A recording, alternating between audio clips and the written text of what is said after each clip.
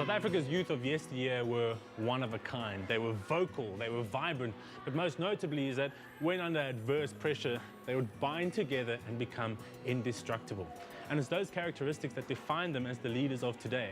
And I'm here to tell you is that history will repeat itself. The Young Citizens Action Program is a program devised for young people to engage with modern day issues, one step at a time. Called YCAP for short, it's a national competition that gives grade 10 learners the chance to address issues important to them. It was founded by Amanda Blankfield-Kossef.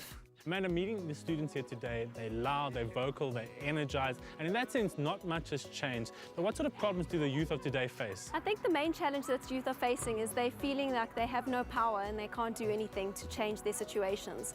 They feel like the adults are letting them down or the government's letting them down and there's no hope, so they might as well just sit around and complain. And that's not the answer and that's not the solution. So that's the problem that we're facing, but I think that there are solutions and there are people who do see that there's a better way to do it. So with that in mind, why YCAP? YCAP was founded because there was a youth dialogue that was held when I was still the marketing manager of Africa Tikkun, which is another NGO. And this dialogue was great. All the youth had ideas of how to solve their problems and they were excited and they were motivated. But then when it came down to doing the work, they didn't know where to start. So they just went back to their normal lives. So I sat down with a group of people, we brainstormed and said, how are we going to make this an action program? And 4 years down the line, what has the response been, not just from the students, but also the surrounding community and the teachers? The response I've seen from the learners, the educators and the community is that they're actually feeling empowered and motivated to make changes. They're not feeling like this is an extra thing they have to do and it's going to take away from their free time. They're seeing it as an exclusive club that they can belong to and get recognition for it. Competition is fierce as over 3,600 learners from 360 schools from all 9 provinces of the country participate each year. Afense, what was the big goal when you joined the YCAP in 2012? The goal was to win the district. That was the first goal, and to actually win the final product of the whole competition. And we didn't reach our goal, but then we managed to fall amongst the star because it was the galaxy that we were aiming for. We ended at provincial level. We went for the nationals. Teams are judged on the impact they make, and Mrs. Petunia's learners want great praise.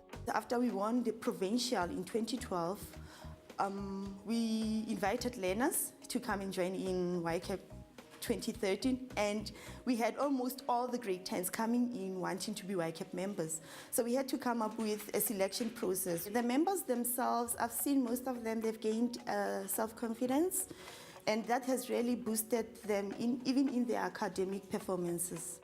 This year, YCAP's addressing the issue of civic violence against the youth, which includes gangsterism and substance abuse. They're tackling this through book collections for their library.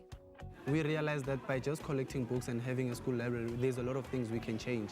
For example, learners usually go out after school to gang fights and all that.